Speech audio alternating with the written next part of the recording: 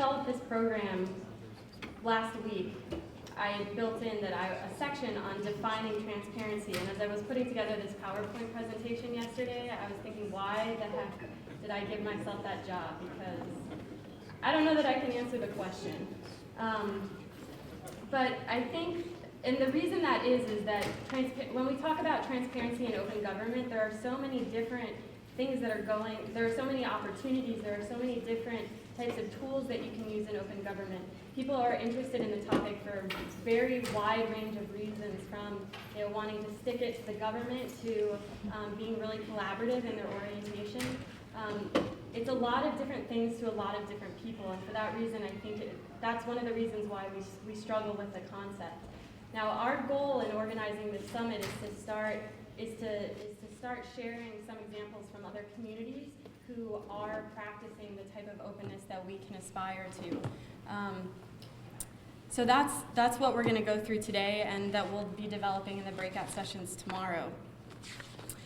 I will say, I think in trying to answer this question, one thing that's important to recognize is I think the impulse for open government comes from the reality that most citizens feel very disconnected, whether they know it or not, from the work that their government does. They don't understand what services they provide. They don't understand really what the work of their leadership does in communities.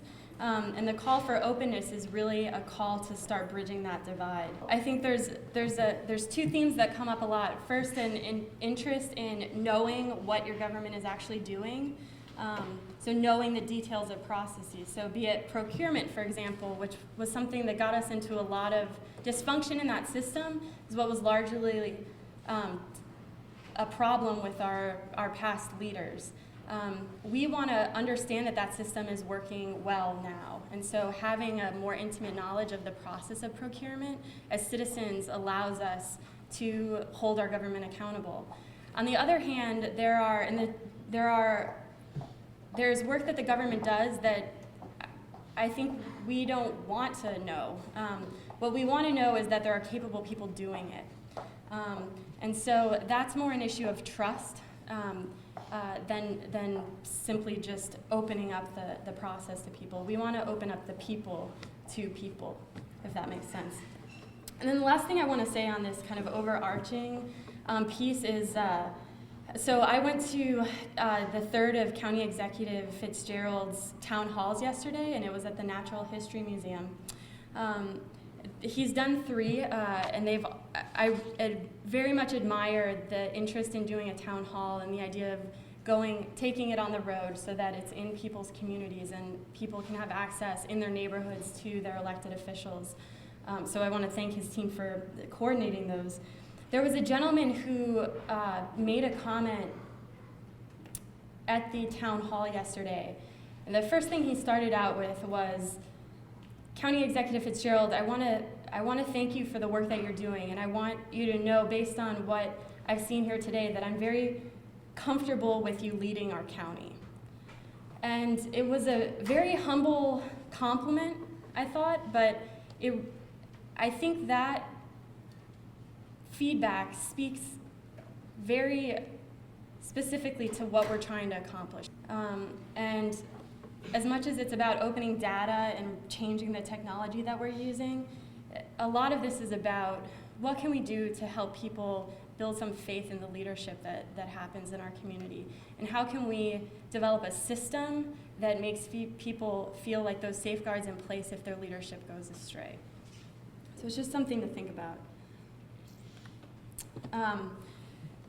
In another effort to organize this very grand concept of open government, this might be a little difficult to read, but this image is also in people's workbooks. I've created a chart that breaks down some of the main processes and tools that fall into this broad concept of open government. One of the big chunks on the left there is availability and accessibility of information. So that's making sure that records are open, that people can get them, as much as possible, that they're available online. And one of the values of that is that people don't need to, the window of accessing information isn't only between 9 to 5 at a place that's 20 miles from where you live. So that's one part of what accessibility is. Accessibility can even mean that, if you have information on your website, that it's easy for people to find. Very simple things. Open data is about, as the community is a major aggregator of information about the residents that live here and the work that they do. Information is power, as we all know, and if the government when governments become more efficient in capturing that data and in publishing it and making it accessible, it opens up a range of opportunities for analyzing that data, identifying trends, and building solutions that are based in research. I think capitalizing on the information that's gleaned from data is a responsibility of governments. It is likewise a responsibility of citizens and other organizations. And so when we talk about open data, a big part of that is, if the government makes their information more available and accessible, other organizations can step in and use that to do their jobs better as well. We also have public participation in decision making, which is about feeling like that it's about citizens being able to participate in the decisions that affect their lives. Pretty obvious. And then also implementation of solutions. So I think part of this thirst and hunger that I'm seeing is, and that I think we all understand and see in ourselves and in our neighbors, is that there's an interest in wanting to solve problems of our lives and our residents and our neighbors. Councilman Dave Greenspan spoke to this a little bit when he was talking about how can we make a more welcoming culture. If you look at why people stay in communities or feel committed to communities, one of the biggest things that can tie someone to the community they live in is the feeling that what they do makes a difference there. So by creating opportunities for people to participate in the decision making and implement solutions, we're going to get that type of investment and support that we're looking for. I'm going to go through each of these in a little bit more depth and highlight some pilot projects that we weren't able to highlight in our guest speakers today. So availability and accessibility of information. I think the town halls are a great way of putting people in neighborhoods and giving people access to their elected officials. Using information,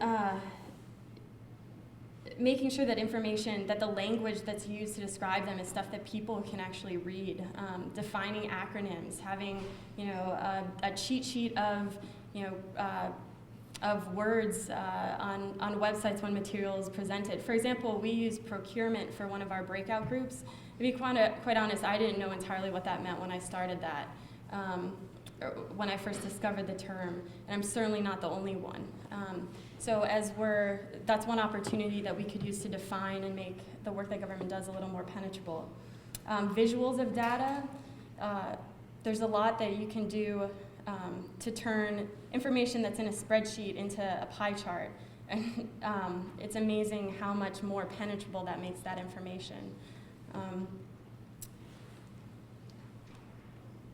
Before I go there, there's a project I wanted to highlight that's not on this slide. It's a school board that speaks to the issue of availability and accessibility.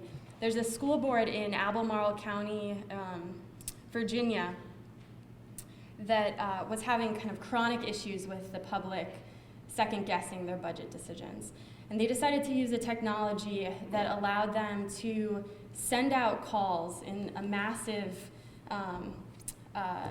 reverse dial to every citizen in their county, in their school district, to join a conference call where they could participate in the budget meetings that their school board was conducting. And so you would get a call. A person living in that community would get a call, would say, "You've been invited to join the Albemarle School Board budget meeting. Please stay on the line if you'd like to participate." And then there's a series of instructions. If you have a question, you get entered into a queue, and there's an operator that takes your question and then would queue you to actually make that question available to the counselors that are there. And this was an NPR piece. This is how I heard about this. the woman that they interviewed said, you know, this is great. I have always been interested in what my school board was doing, but there's no way that I can make a 7 o'clock meeting. That's when things are exploding in my house. And so she's able to put her phone on speaker, the call on speakerphone while she's cooking dinner for her kids. She can ask questions while she's making dinner. And while they had 100 people showing up at the meetings where they announced their budget, Albemarle School District now has 1,500 people that are participating in those calls every meeting. They don't do every meeting with a reverse dial, but they do all the important ones. So that's a pretty cool example. Another example of availability and accessibility, the Secretary of Transportation, Ray LaHood, has a blog that he monitors and adds to. It's called The Fast Lane. And he just publishes blog posts about the work that he's doing. The last time I checked this, there was a piece about the new Miss America has taken on team texting as her kind of political cause. So it's a way, what this does is it humanizes the people that are making decisions in our government. And to this, you know, if our grand goal is to enhance people's trust in the leadership of our elected officials, that's a really helpful way to do it. Another example of availability and accessibility is Utah's website. You see here, this doesn't look a ton like a lot of other websites that you can see. When you log onto it, it's a very simple page, and there's just a search bar in the middle. And they developed this site based on research that they'd done with their citizens, who said that they found it difficult to find the information that they were looking for on their state website, that it was much easier for them to just enter what they were looking for. So the way that this site works, this is just an image, but it auto-completes too. So if I was interested in, car registration, it would start filling that in as soon as I typed it, and then would give me a bunch of different options related to that topic. Very clean. What's interesting about this is the idea that you can use information governments can use information about how citizens are using their services and tailor services in a way that respond to the needs of citizens. This is a great example of that. Another example of availability and accessibility, I wanted to highlight this project. It was spawned by an interest in promoting education and educating people about health practices in the Black community that was disproportionately affected by diabetes and heart disease. And after doing some research, they learned that barbershops were a community meeting. They were a central community place where information could be disseminated easily. And so they actually brought this program to barbershops and disseminated their information that way. This is a program that was in Chicago. It's called Black Barbershop, the Black Barbershop. So it's just an example of how a little receptiveness to how people actually live their lives and shaping programs based on that information can totally change the effectiveness of government outreach. The next is open data. Organization I wanted to highlight that does some pretty amazing work. There are many of them in the limited research I've done. There's a good one to highlight. Community Research Partners is an organization based in Columbus, and give you an idea of what open data actually means. This is a third-party nonprofit organization. They harvest data from the Franklin County, from the City of Columbus, from United Way, and they basically mash it all together. And then the work that their organization does, in addition to putting that information, is issue reports at the request of governments and community members to give them information that's useful for the work that they need to do. An example of this is one indicator of poverty, for example, is water shutoffs. And that's a set of data that's coming from the water department that can be used for a community organizing group to determine where greatest needs are. And you have, there are dozens, if not hundreds and thousands of indicators that we can dig out of the information that's coming from governments. And the request for open data from governments is about making that information available and accessible so that other groups can step in and help our communities get better. The governments are just such a huge aggregator of information that to have them not participating in the consolidation of data is a huge loss.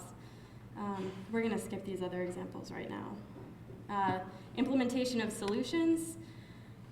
There's a group in Chicago that is called the Civic Consulting Alliance, and that's a nonprofit organization that basically brings on citizen fellows who submit proposals based on their areas of specialty, and one of the work that the organization does is pair them with appropriate government counterparts to actually implement those projects.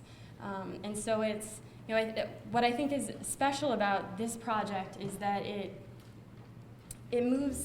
really taps citizens as experts in a broad variety of fields. We're certainly experts at being citizens as well, but we have a lot more to offer our communities than just commentary. And moving towards a relationship of trust, I think, is going to require engaging the diverse talents that people bring to the table. One theme that's come up with County Executive Fitzgerald and with Councilor Greenspan is, how much we can trust that this movement here is actually going to stay, and the way that we deal with that is by institutionalizing a lot of this work.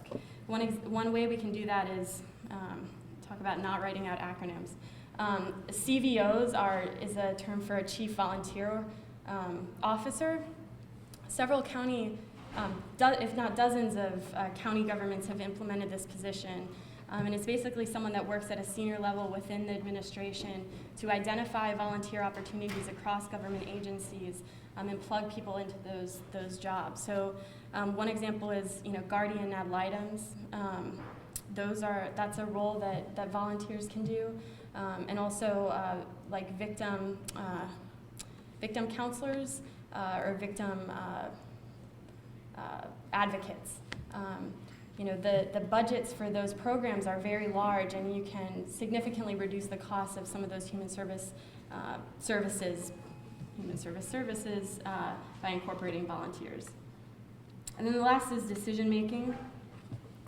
I think a good example of this is the foundation here is that citizens are experts at being citizens. When it comes to stuff like a website, for example, which will be bringing up a lot because IT is pretty central to a lot of this work, citizens are experts at how they use at how they use websites, and so there is significant value to be gained by incorporating citizens into the process as these solutions are implemented, so that they're developed with consideration for how they're going to be used. The other thing that example that I'd raise is that of town halls, and in the conversations that I've had with several government officials as this process has gone on is, they're as frustrated as anybody that no one shows up to these meetings. And how can we talk about a participatory democracy when no one's showing up? And what I don't think the answer to that question definitely does not fall entirely on government. What I would push our government officials to do, as well as the rest of our community, is ask the question, why aren't people showing up? And I think there are some philosophical democratic issues at play there that might be a little impenetrable. But a lot of it is, I have to cook dinner at 7 o'clock for my kids, and I can't make a meeting then. So if we start exploring some of the factors that are contributing to this decline in public participation, and the Cleveland Coalition and our other people that are involved here today, I know are willing to be partners in that effort. I think we can begin to make some real progress on identifying what some of these barriers are and pushing through them. The other is the casino example. The Cleveland Coalition, one of our first projects, was focused on the casino that was moving into downtown Cleveland. And this is a much longer conversation, but I think basically it can be summed up by saying that the expertise and organization that we brought to the table in this project, and you can ask any of us who are here more about it if you're interested, it was a missed opportunity that the recommendations we developed were not more fully implemented. And we're used to that, but we should not be. So hopefully by engaging this process over the next couple days, we can start to talk about how can we develop capacity within government that it can better incorporate decisions or insight and resources that citizens bring to the table. Lastly, I think the reason I like this visual and wanted to use it is that this idea of traditional accountability becomes much smaller when you develop more robust programming in these other areas. And I think probably the easiest way to think of that is that this concept of gotcha accountability it becomes is minimalized relative to the other opportunities there are for public engagement. That said, I don't think the right to information is very important, and we have several groups that are dedicated to making sure we have the legislation in place and the standards that guarantee our rights to the information we need to hold our governments accountable. But I think this movement more largely is about just changing the experiences of government more broadly. And that is the end of my presentation. So.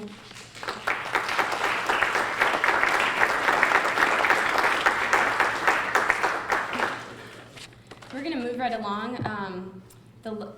We've got the lighting presentations, which should take about a half hour, and then we'll take a break.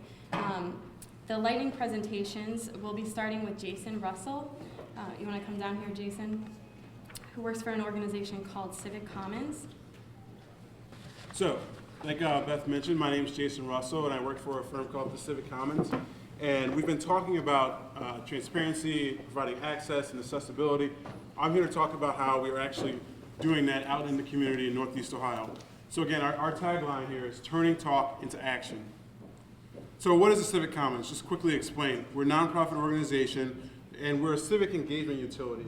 We reach out across the 16 counties of Northeast Ohio to help residents engage in regional conversations about issues that matter to them on a regional basis or just right there in their bedroom community and in their neighborhoods. And we serve not only our citizens, but we also serve institutions and our civic leaders here in Northeast Ohio. So we're talking about this idea of having our typical town halls. We've talked with the executive and our councilwoman. People said, we're out in the communities. We have our town halls in our districts, in the county. We're very accessible. So the typical town halls, they have scheduled meetings at 7 p.m., 8 p.m. at night, so people can get there after work. They're at a central community location. They're typically issue-centric. There's usually something on a specific agenda that they have to address, or there's a specific issue in the community that they feel is important that everyone should have their input. And they're typically impersonal in nature. There's a stage, and the officials are up on stage, and if you want to comment, please come to the podium and wait in line if you want to actually say something. So we thought, how do we change this dynamic? How do we take the experience that we want to have in engaging residents in Northeast Ohio and do it in a way that feels much more personal and direct? And not only that, citizens don't have to go out of their way to attend that meeting, because like Beth gave the example, 7 p.m., 8 p.m., that's my prime family time with my children. I have things I need to get done. So how can we time shift civic engagement here in Northeast Ohio? So we came up with this concept of the mobile town hall. We were going to time shift civic engagement. Instead of at 7 p.m., we're going to hit you at 1 o'clock, 2 o'clock, 9 a.m. Whenever we can provide that engagement that you're looking for. We meet citizens where they are. You don't have to come to the high school gym, town hall. We'll meet you at the library, the mall, the zoo, the park, wherever you already are. We're going to remove that barrier. And we provide access to our public officials. if I wanted to go talk to the mayor of the city of Cleveland, I probably could get a meeting, but I have to get on his calendar sometime, and I have to go through the steps to make that meeting. So how do we again break down that barrier and provide instant access to our elected officials? Sometimes we feel like we just don't have that access. And then provide authentic engagement. Instead of going to a podium 10, 20, 50 feet away from the person I want to talk to, I'm actually face to face with that individual. Right when I'm at the grocery store, I didn't have to go out of my way, but I'm actually having a one-on-one conversation with that person. I feel like he or she is truly connected with me and can empathize with what I'm feeling. So we actually tried this down in the city of Akron on January 5th of this year. We had Deputy Mayor Dave Leaver in his office at City Hall, set up on a computer using Skype. And we were on the other end, we were at Akron Public Library, the main branch downtown. We had a table set up with another computer and 2 flat screen monitors. We had tables and chairs set out, and it was at 12 o'clock noon. We didn't tell anybody about it. We set up, obviously we did the logistics with the library, but we didn't tell citizens about it. We just, at 11:45, we were all set up and said, this is what we're doing. Your deputy mayor is going to be right here to talk with you. If you want to sign up to, take 10 minutes to speak with them, it's on you. And we literally had to stop people at 1 o'clock because we only had an hour time slot with Dave Leaver. But not only did we have people signing up and talking, and we had people sitting and watching, just trying to find out what's going on here. And I just want to hear. I may not have a question, but I want to hear what he has to say. So it was actually a great experience. Dave Leaver, the deputy mayor, he was like, how do we do more of these? I'm sure Don Pasquale would be willing to do this too. This was something he felt as if I am connecting with a constituency that I typically don't connect with. So here were some of the successes. Citizens actually appreciated the access to elected officials. The deputy mayor is actually not elected. He's appointed by the mayor of the city of Akron. So this is not someone that they specifically elected, but still they appreciate the access that he gave. And it provided a population that typically is typically ignored or too often ignored in our civic engagement process. We had a wide variety of individuals. We had actually some homeless individuals who asked questions pertaining to their issues in the community. We had a guy actually ask for a bus pass. He said, look, I have job interviews. I can't get there. How do we make a system that actually allows me to say, hey, how can they help me get a job?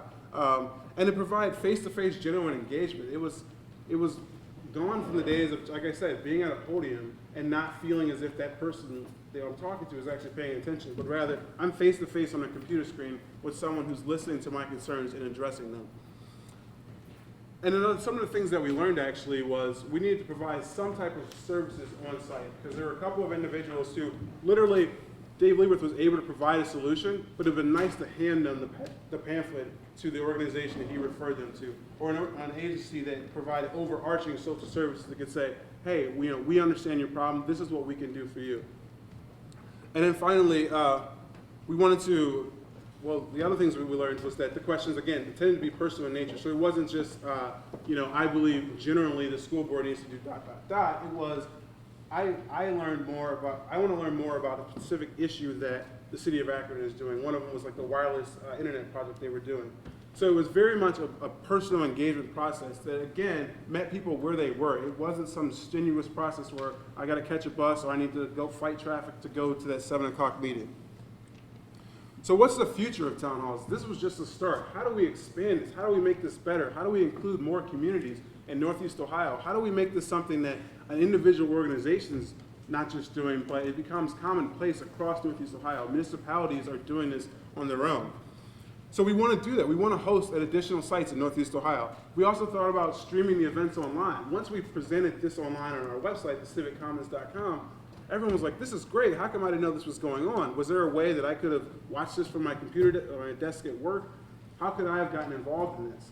So we thought, why don't we stream it online, and like President Obama did, do like a Twitter feed so that people could ask questions, say, hey, I have a question, tweet the question, and we actually feed those questions to the elected official who's on the other end, so that there's not only buy-in with the members who are at the location, but also people who are watching remotely could be involved in the conversation as well. And then finally, like I said, we want to give away the concept. We don't want to be the entity that does this. We want to allow other municipalities, other organizations to say, this is something we should all do, we should all appreciate this, we should all get involved and make this happen so we can have a more transparent community across Northeast Ohio. So that's what we did at the Civic Commons. And if you have any questions, you can go to our website, thecivicommons.com. And my name is Jason Russell again, so thank you.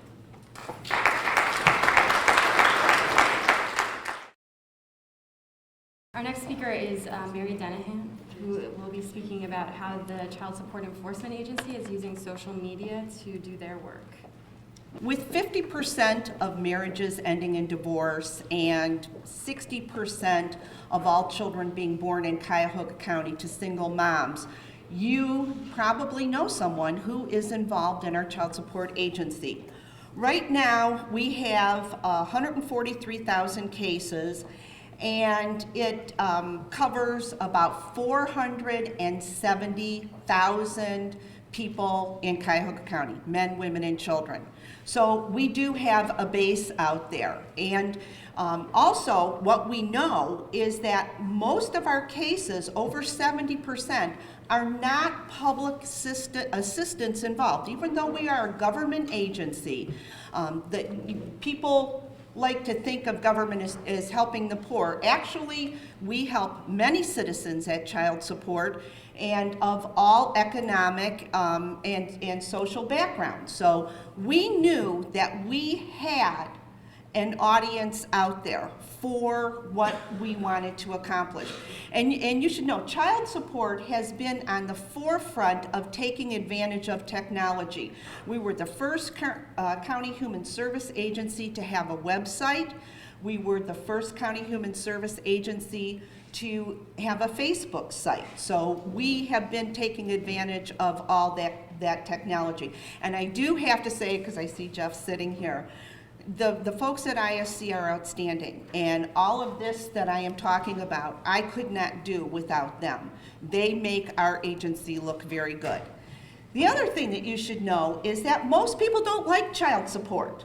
And you know, and I will tell people, they will call me and say, Mary, I'm about to break up with my girlfriend. I want to know what I should do to prepare. And I say, get counseling and work it out. Because you do not want to be a part of the Child Support Enforcement Agency. We take your money. Nobody likes us. I mean, really, because on the one side, you have, usually it's dad. In 90% of our cases, dad pays child support. Dad is paying support. Now, I don't care how much money we're taking, it's always too much. And then on the other side, you've got mom. And mom is receiving the support, and she is saying it's not enough, it's not coming on the right day. So you have two parties who really, you know, it's love and sex gone wrong, and now you gotta pay. Basically, that's what our agency is about. And to top it all off, if we're gonna be talking about transparency and openness, all of our cases are confidential. So even if I know that you have a child support case, I can't acknowledge it. I can't talk to you. Even if you are the fiance of someone who has a child support case, I can't talk to you. So those are a couple of the challenges that we had. But I have to tell you, when we decided to go for Facebook, it really wasn't because of openness and transparency. We were going on Facebook because we found out through social media we could track down deadbeats. And that's really what brought us to social media. You should know we really do a very good job of collecting child support. In Cuyahoga County, last year alone, we collected $237 million in child support. Now, mind you, that's not tax money. That is private citizen. We're taking from the private citizen on one end and delivering it to the private citizen on the other end. So we collected $237 million. And you think, wow, that's great, that's great. Except that, and we never forget, so we always know if you owe child support. If your order is 30 years old, we already know you owe child support. We know how much you owe, and we're still looking for you. So we want to go ahead and get you. Because right now, the back child support owed in Cuyahoga County is approximately $830 million. So we are closing in on $1 billion of child support owed. It never goes away. So for us, we thought if we could go ahead and look at, and I have to tell you, I didn't know much about social media. I called it my face. I couldn't get it right. And what we found out is that, like, we'd have these hearings for child support, and the girl would say, well, he's a musician. Self-employed people, they're very hard to get money from. So the guy was a musician, and the girl said, and he says, well, I'm not working. And she said, you have all your bookings on MySpace for the next year and where you're going to be at. So the worker went ahead, and the hearing officer went on MySpace, found all his bookings, and so every time he was playing, we would go ahead and send a wage attachment to the next venue he was playing. So we thought, this is great. We're going to go ahead and use this. And we have used very effectively our ability to track down what we call deadbeats. Deadbeats, by the way, are people who have the ability to pay but refuse to do so. That's a deadbeat, not the guy who works at Ford for 30 years and gets laid off. You know, we work with those folks. I mean, we've had people that will say, you are never going to get a dime of my money. And then they think when their kid turns 18 that we're not going to go after them. And we had a guy one time that we found, and he was working as a truck driver. And he said, my child is grown now. I need to start thinking about my retirement. Well, no, sorry, we found you, and now we're going to get your money, and you're going to pay. So this is what we do, and this is part of how we, I think, very creatively use our social media. But the other part, too, is that obviously people don't like our organization, so we need to educate them about what they do, about what we do. Because another thing we found out, and a lot of people don't realize this, we establish paternity. Paternity is legal fatherhood. Legal fatherhood, meaning when a child is born to an unmarried mother, the child has no legal father. We establish paternity through genetic testing and through other methods. So what we want to do is let people know that we give children fathers. This is, and also help them to go ahead and get paid. So what we do at Child Support is we go ahead and let people know about our services. And we get feedback, too, on what we do on our Facebook page. She's letting me know I'm almost done. They said, what was our experience, though? We did win a Best Practice Award from the state of Ohio for going ahead and using Facebook as a tool. And the other thing that we do is we go ahead and we record everybody. So I'm going to be getting a little bit of this and posting it on Facebook so the folks know that what we do when we're on our off time here. Thank you.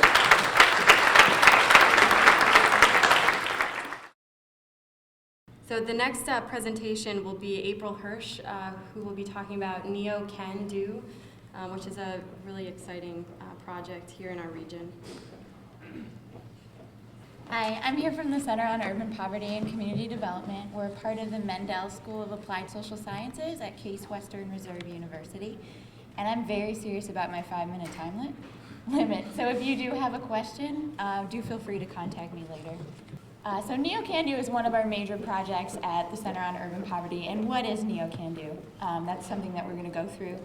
How I think NeoCanDo relates to what you all are trying to talk about here. And I'd like to showcase a specific example of how a data system can serve as a decision-making tool and a communication tool. So NeoCanDo stands for Northeast Ohio Community and Neighborhood Data for Organizing. It's an online, publicly accessible data system. Anyone can register and access data. And if you're already familiar with NeoCanDo, you probably know it through Mike Schramm. He is the NeoCanDo guy, and he is absolutely instrumental into building the relationships that have allowed us to harvest data and make the data accessible to the public. The mission of NeoCanDo is really to get data into the hands of communities and decision makers. And our web address is listed right here. It's neocando.case.edu. So a quick history, the center was founded in 1988 with the purpose of bringing research and data back into the community, into the hands of practitioners that can use it, okay? CanDo was launched in 1992 to do just that. Take research that we've learned, data that we've gathered from the community, give it back to the community members who really need it and can use it to build programs. The center since then has built expertise in linking data and making it accessible to the public. So we have 3 different types of data in NeoCanDo. We have census data. The value we add here is by localizing that data. So you can pull census data for local geographies like a ward or a neighborhood. We have other national level data sets like HMDA and USPS. HMDA stands for Home Mortgage Disclosure Act. I'm going to take you a little bit into the housing data world. Hope that's okay. And what we're here to talk about today, we have local data from local government agencies, including Cuyahoga County. Listed up on the screen right now are the specific types of data available in NeoCanDo. The bold represents data from local agencies. And we'll talk more specifically about our property-focused data, which is sort of the area that I work in and can speak to best. And we'll talk about that in a couple slides. So do take note, we get data from the auditor, the sheriff's department, the court systems. So, why do people share data with us? Some of our relationships actually help the agency improve their data and record keeping. It's not unheard of. Sharing data has helped improve communication between agencies. And probably the most visible benefit, and kind of more what we're going to talk about, is getting data into the hands of people who can use it. It helps them produce improved assessments of community needs. It helps them validate funding proposals, and hopefully it helps them build better informed programs and strategies for dealing with different neighborhood issues. This is just a brief screenshot of NeoCanDo. You can see that it's a query-based system. So as a user, you enter, you choose a different subjects, geographies, and the system will pull the data you're requesting for you. We do offer more detailed training. If you're interested, just go ahead and contact me. All right, so on to our specific example of how we use data and share it with the community and how it has affected people, strategies, and programs. So Operation Prevent and the Neighborhood Stabilization Team are actually 2 different projects that we work on at the center, and they benefit from the same data sharing system. Operation Prevent is an effort that we work on with the City of Cleveland's housing code enforcement data. And we work to make that data more accessible to CDCs, which are community development corporations throughout Cleveland. The Neighborhood Stabilization Team, another project, is led by Neighborhood Progress, Inc. They're a CDC funding intermediary here. And what we do is we work with CDCs to provide technical and data and legal assistance through this group. So the data system that we've developed to work with those 2 programs, Operation Prevent and the Neighborhood Stabilization Team, is called the Neighborhood Stabilization Team web app. It's not the best name, but that's what it is. So this is another data system created to work with both of these programs. It's online, it's regularly updated. It's actually, most of our data is updated weekly, and it's totally property data focused. So again, it's developed by us in partnership with NPI, the Cuyahoga County Land Reutilization Corp., otherwise known as the Land Bank, and the City of Cleveland, Cuyahoga County. So this is a list of types of data that we have available in the NST web app and that we work with groups to showcase. For example, we have a relationship with the county court that allows us to get foreclosure filings data on a weekly basis.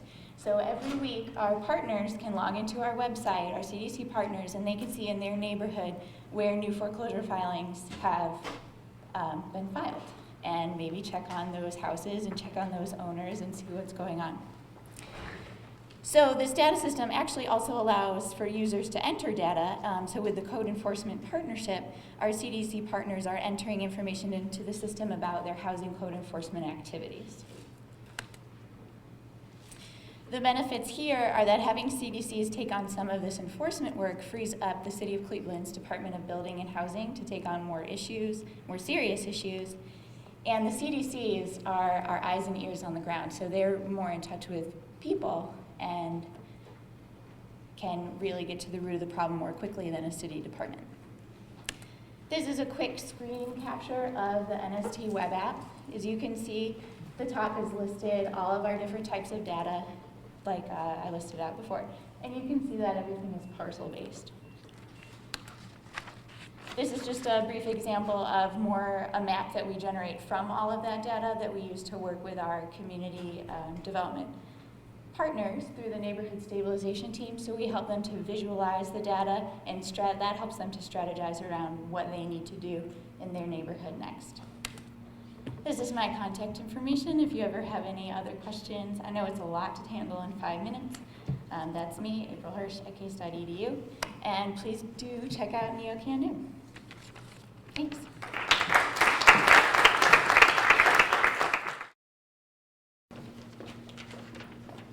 All right, next we have Kevin Leeson. Hi everybody, my name is Kevin Leeson. I'm a member of the Cleveland Coalition and I work for the Cuyahoga County Planning Commission. One of the things I do as part of that job is I write a blog. Primarily it covers planning and development news, mostly in the Cuyahoga County area, and also covers other regional, state, and national issues when there's local impacts of that news. It is more an example of blogging as curation as opposed to original reporting. So I read a lot of news, blogs, press releases, and so on, and try to compile those into posts and try to update the site maybe 2 to 3 times a week. Began in 2003. Wanted to be able to provide the planning community in the area and other potentially interested people with easily digestible news because there's a lot out there for them to keep track of. At first, we kept it private, just in-house for the first few months, just to see how it would work, make sure our bosses understood how it worked. And when they gave us the all clear, we went public with it in early 2004 and have been doing it ever since, following more or less the same pattern since then. We're up to about more than 9,000 posts since then. And over the years, we've added a few new features. Several years in, we added categorization, and now there are over 100 categories for most of the 59 municipalities in the county, watersheds, counties, and then issues like land use, transportation, environment, and a host of other topics.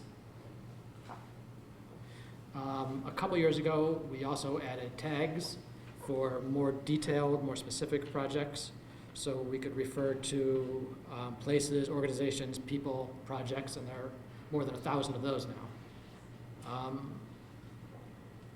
And to make it easy for people to follow, we try to publish it in a variety of sources.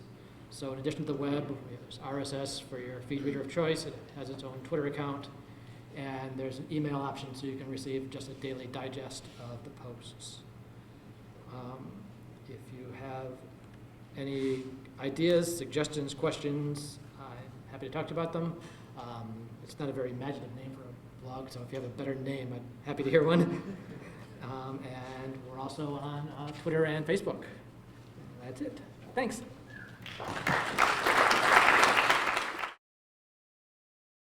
All right, next we have John McGovern.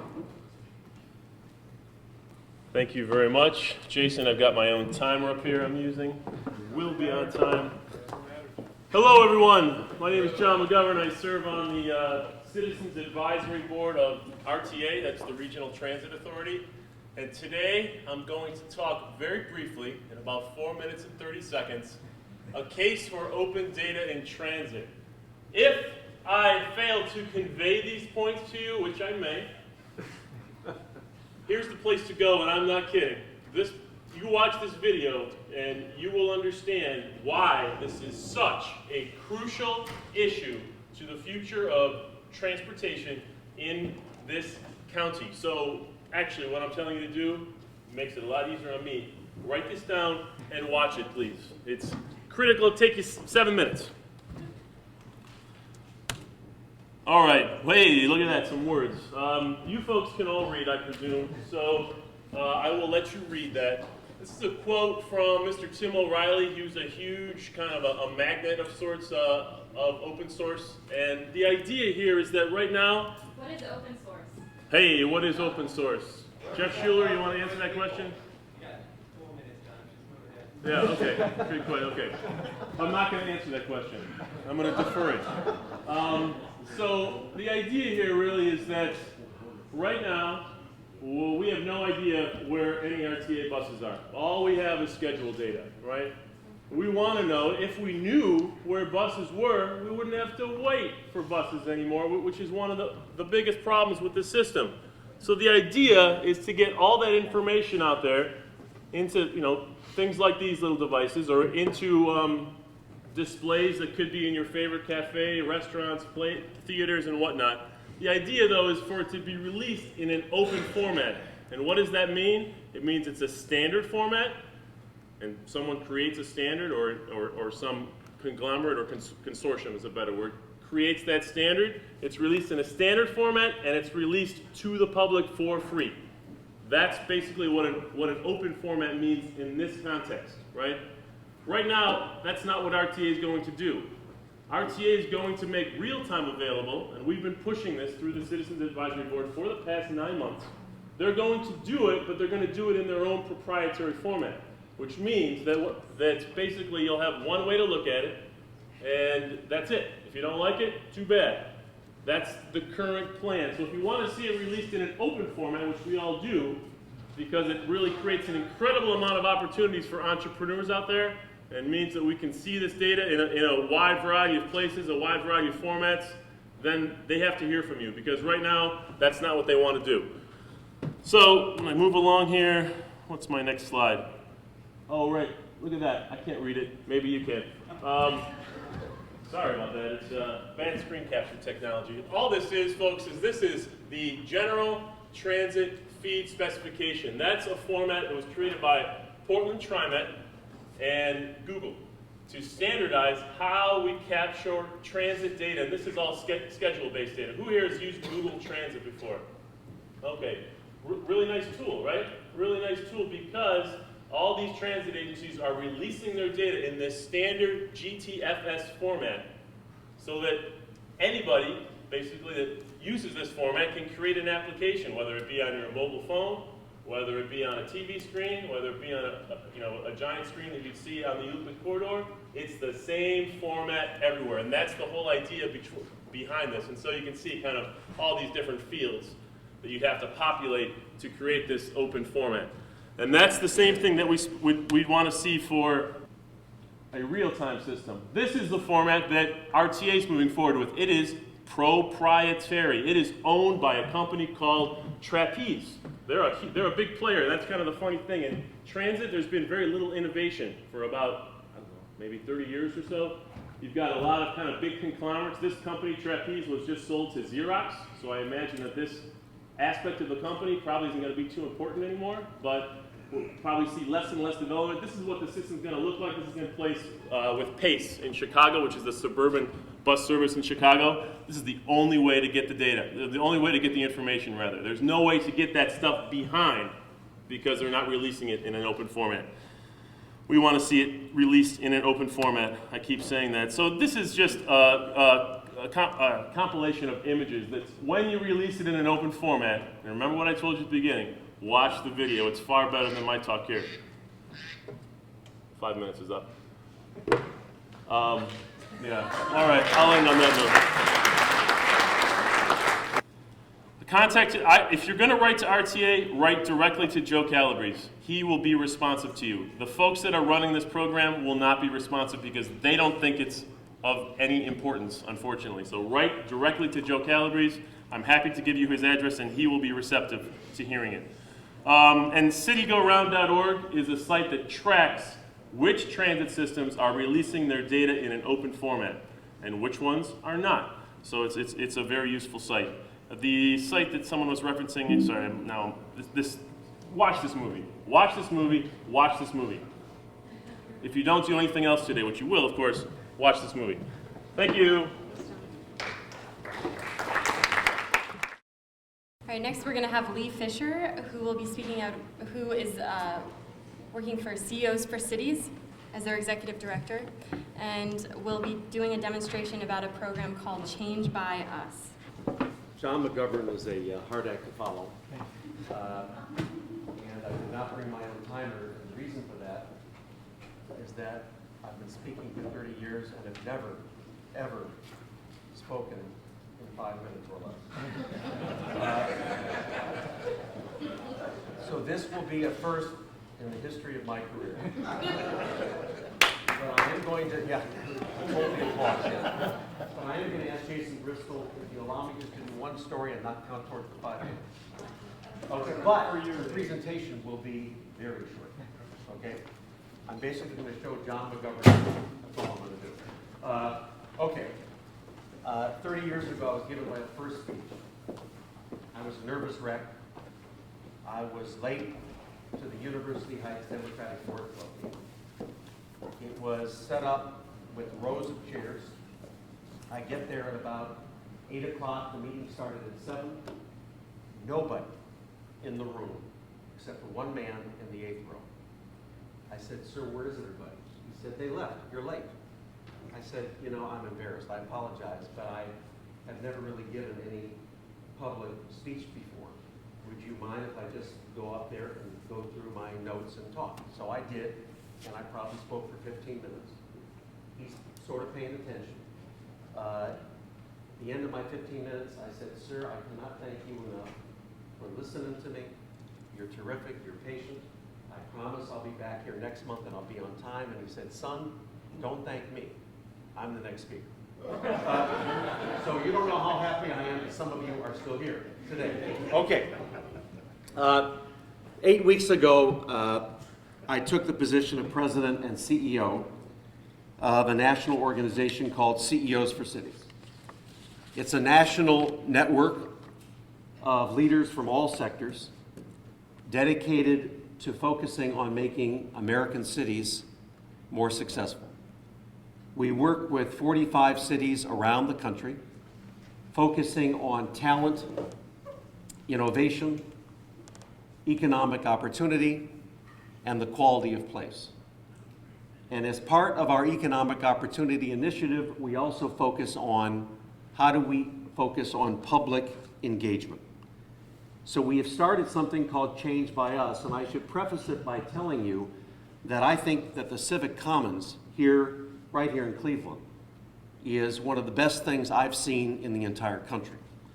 So I would tell you that I'm not sure Cleveland needs Change by Us because we have Civic Commons. But most cities do not have a Civic Commons. So we've developed something called Change by Us. There are some differences and some similarities. And I'm going to go through this real quickly. The idea is to reinvent public participation in America, much like we've talked about today. Instead of just opening up the window shades and letting the sunlight in, we're giving people a front door to government. Now, you know, Jason at Civic Commons already talked about the fact that most of these town hall meetings that we go to are pretty boring. Someone asks a pointed question. The public official begins to sweat, maybe stammers through the answer. There's a pointed response. There's yelling. Those are most of the meetings that I've participated in over the last 30 years. And then this particular woman, ironically, shows up at every single meeting in America. How she makes it to every meeting, I don't know, but she makes the final point. And the process, unfortunately, unintentionally, is designed to create conflict. So this is what we're trying to focus on, and that is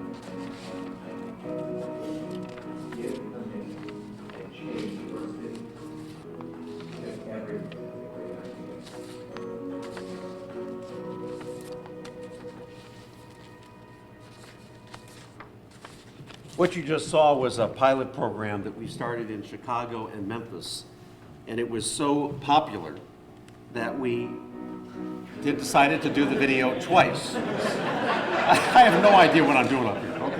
Okay. Right, okay. Now, if I do the next thing, will the video go again? We're right? Yeah, you're all right. Okay, good, okay. We did this pilot project in Memphis and in Chicago called Give a Minute. It was so popular that we went back to some of our funders and said we want to make this even more engaged.